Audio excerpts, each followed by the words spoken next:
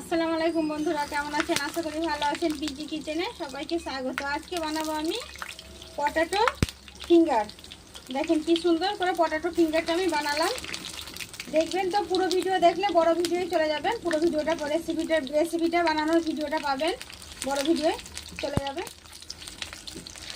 দেখেন আমি কি সুন্দর লাল করে ভেজে নিচ্ছি। দেখেন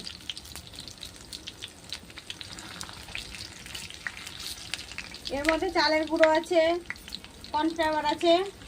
চাইলে আপনারা বড় ভিডিওতে যেয়ে দেখে দিতে পারেন। পুরো রেসিপিটা কিভাবে কি কি দেওয়া আছে সম্পূর্ণ পাবেন।